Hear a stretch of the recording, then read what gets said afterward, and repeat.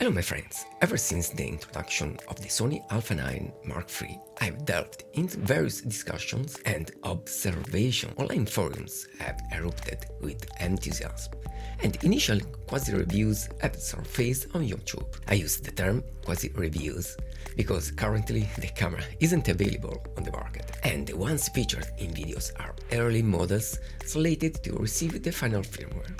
As for the forums, it's intriguing to peruse the comments of numerous users, oddly enough, owners of different brands, who critique this camera without ever laying eyes on it, let alone testing it. In any event, Sony has once again taken the lead with this new camera, reshaping the paradigms of contemporary photography. Don't get me wrong, it's not that old cameras are obsolete, but without doubt, professionals will now have a fresh benchmark for comparison.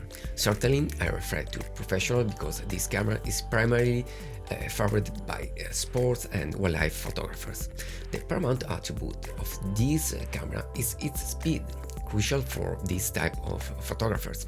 However, like any camera in the world, it is not flawless.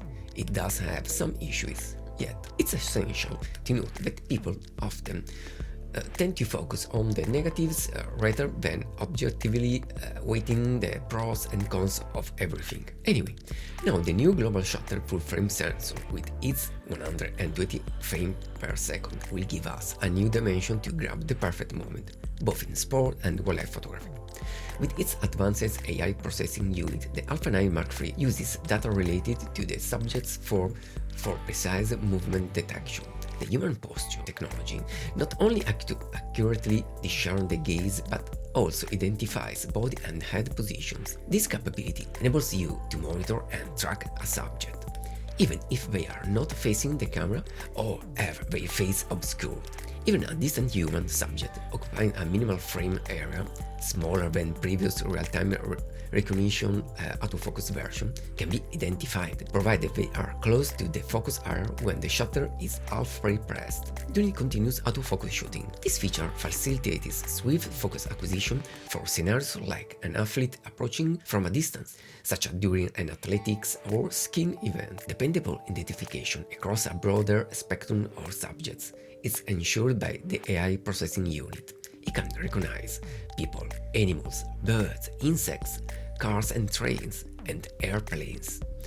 With the car and train category, the unit now extends its recognition to include helmets such as those worn by Formula 1 drivers. Animal detection has been enhanced to recognize the eyes of greasy and small animals, as well as the eyes and bodies of dogs, cats, and similar animals. Bird recognition has also seen improvements, making it easier to locate the eyes and bodies of various species. The new animal bird setting eliminates the need to adjust settings when capturing images of animals or birds. By the way, speaking about wildlife photography, pre-capture records what happens before you release the shot. Settable in step of 0.005 to 1 second, it's available in all formats, up to 120 frames per second with full AF AA tracking, making it easy to shoot fast scenes such as birds taking flight, even if the actual release occurs later. The camera stays in sync with swift advancement. The new sensor's high-speed readout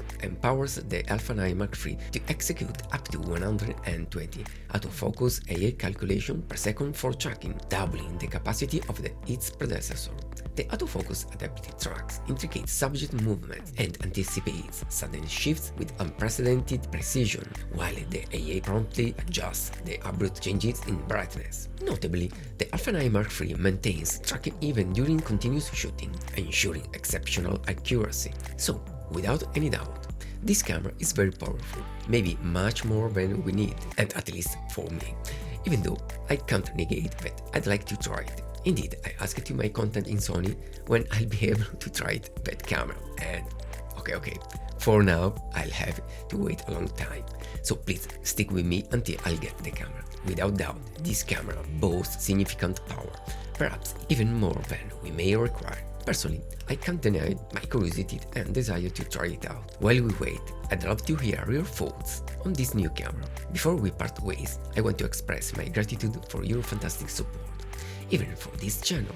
Thank you so much, my friends. Until next time, goodbye.